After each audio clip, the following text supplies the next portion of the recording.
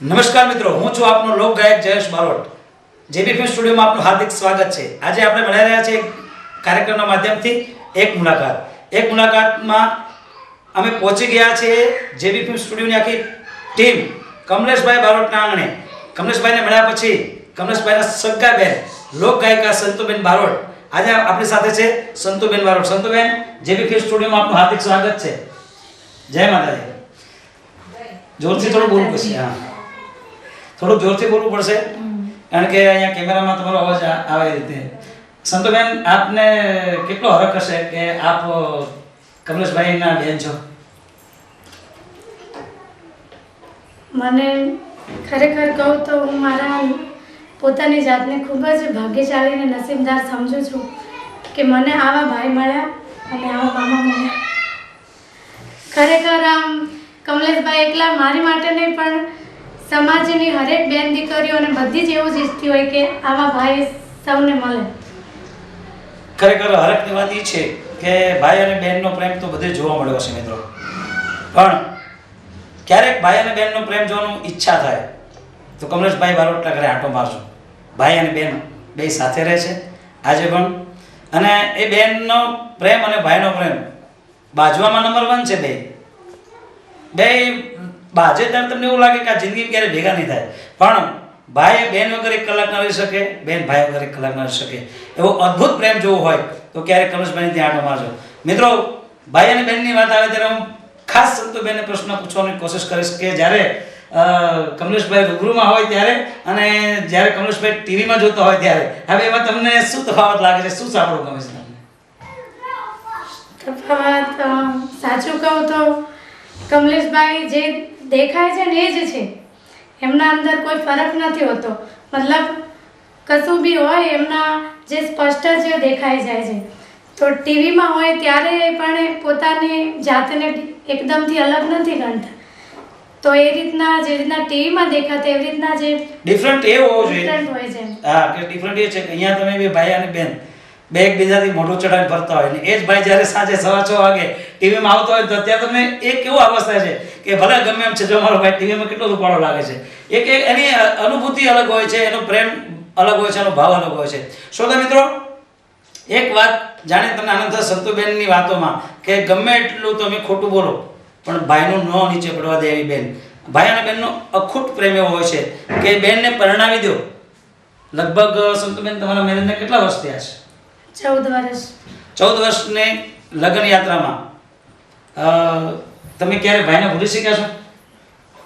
જીવનમાં એવો કોઈ ક્ષણ કે પલ નથી આવ્યો કે જે દિવસ હું ભાઈને ભૂલી હોય.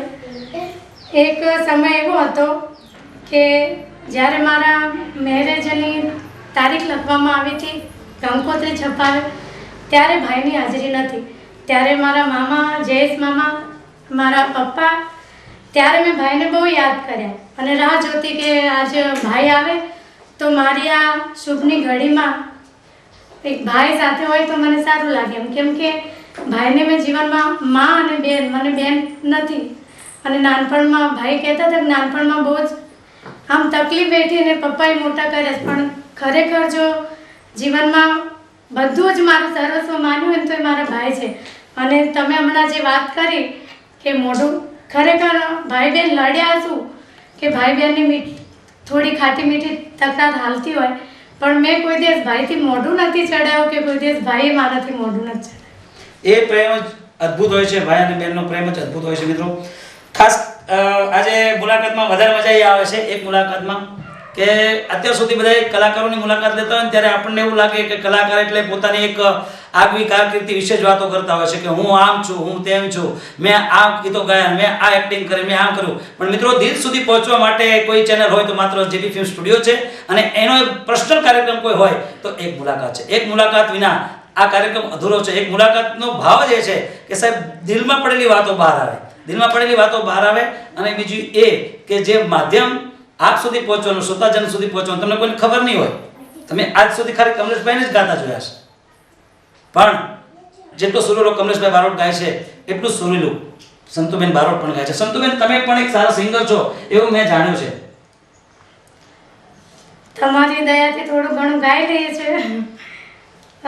ફર્સ્ટ વાર મને મામા, જયેશ મામા, લગભગ આજથી 8-9 વર્ષની વાત છે, મને પહેલો જે પ્રોગ્રામ મને ગરબામાં એમને મોકો આપ્યો અને સ્ટેજ પ્રોગ્રામ કરાવ્યા, તો એના બદલ હું તમારો ખૂબ ખૂબ આભાર માનું છું. આભાર તો પાર કરવાનો માનો, પોતાનો આભાર માનવાનો ન હોય. મારી જે ફરજમાં આવતું હોય મારે કરવાનો હોય છે. પણ એક અગત્યની વાત મારે સંતુબેન સાથે શેર કરવી છે આજે કે એક કમલેશભાઈનું આટલું મોટું નામ છે અને સંતુબેન એક સામાન્ય ઘરમાં પરણાવી છે. ભાઈનો પાવર જુદો હોય, બેન એક સામાન્ય ઘરમાં પરણાવી છે, છતાંય તમને જે આજે તમારું જે શાસ્ત્રીય પક્ષનું જે સાચવીને બેઠા છો એની માટે મને એવું લાગી રહ્યું છે કે તમે બહુ મોટો ભોગ આપ્યો. ભોગ તો હવે નાનપણથી જ મને ગાવાની, અને મતલબ મારા મામા, મનોજ મામા, એમની સાથે નાનપણથી જ અમે બે ભાઈ બહેન જતા, નાના નાના પ્રોગ્રામો થતા ગરબાના છે, લગ્ન ગીતના, અને બે ભાઈ બહેન સાથે જતા. અને ત્યારથી જ બહુ જ ઈચ્છા હતી કે ના આગળ કંઈક બનીશું અને આ ગાવાનું તો નહીં છોડીએ કોઈ દિવસ, કેમ કે માનીએ તો સંગીત એક જીવન છે મારું. ભલે અત્યારે છૂટી ગયું હતું વચમાં, પણ અત્યારે ફરીથી મળી ગયું છે. સંગીતની સાધનાની સાથે સાથે મારે બીજી વાત કરવી છે કે હમણાં તમારું કમલેશભાઈનું ભાઈ બહેનનું કોઈ ગીત યુટ્યુબ પર આવી ગયું છે, એ વિશે હમણાં જ નવરાત્રિમાં મારા ભાઈ કમલેશભાઈનું જે એમના શબ્દોનું વર્ણન કરેલું, લખેલું ગીત છે જેમાં અમે બે ભાઈ બહેને ગાયું છે. તો હું એવી ઈચ્છા રાખું કે તમારા કંઠે, તમારા અવાજમાં તમે મને સંભળાવો. મંગલ દીવડાની મંગલ જ્યોતિ રમવાયામાં અંજવાળી રાતે, પાવન ડુંગર વાળી આરસુર ધામ વાળી બહુચર બિરદાળી રમવાવો માં મંગલ દીવડાની મંગલ જ્યોતિ. વાહ સંતુબેન, આપનો ખૂબ ખૂબ આભાર. આપણે સુંદર મજાનું આ ગીત અમારા શ્રોતાજનોને સંભળાયું, પણ મને ખબર છે કે તમને એક ગીત બહુ તમારું ફેવરેટ છે, તો હું વિનંતી કરીશ, કમલેશભાઈ પણ અહીંયા હાજર છે તો કમલેશભાઈને વિનંતી કરું કે અહીંયા આવે અને આ ગીત પૂરતા કમલેશભાઈ અને બેન સંતુબેન બંને પાસેથી આપણે સાંભળીએ એક ભાઈ અને બહેનના પ્રેમનું અદ્ભુત ગીત કોણ હલાવેલી મળી. કમલેશભાઈ આપ પણ આવો અને આ ભાઈ અને બહેનનું પ્રેમભર્યું ગીત સંભળાવો.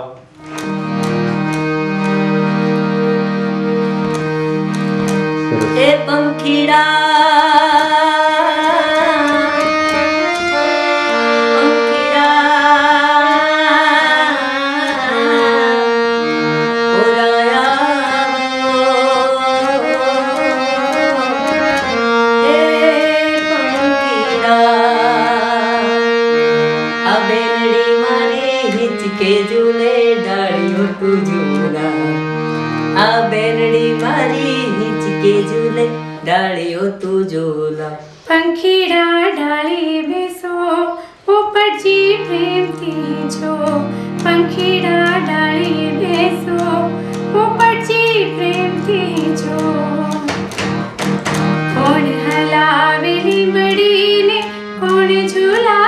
પીપળી કોણ હલાવે લીંબડીને કોણ ઝુલાવે પીપળી મારા ભાઈની બેની લાડકીને ભૈલો ઝુલાવે બેનડી ઝૂલે ભૈલો ઝુલાવે લાડકી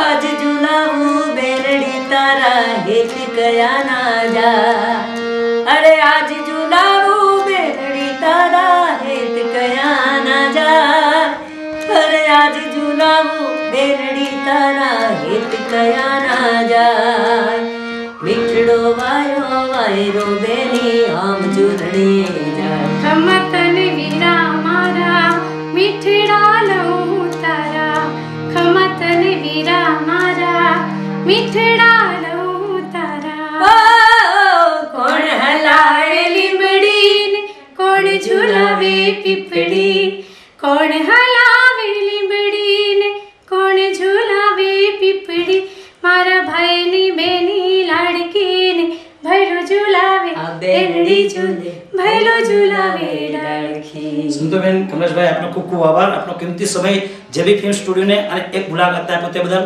શ્રોતા મિત્રો, આવા કલાકારોને જેટલા સાંભળે એટલો સમય ક્યાં જતો રહે આપણને ખબર ન પડે, પણ સમયને અનુલક્ષીને સમયની સાથે ચાલવાનું રહે છે. ત્યારે આ એક મુલાકાત અહીં અટકાવી અને આપણે આપણા નિર્ધારિત સમયના કામમાં લાગી જવાનું થાય છે. ત્યારે સૌથી પહેલાં તમામ જે જોનારા મારા મિત્રો છે જેબી ફિલ્મ સ્ટુડિયોને સબસ્ક્રાઇબ કરી લો.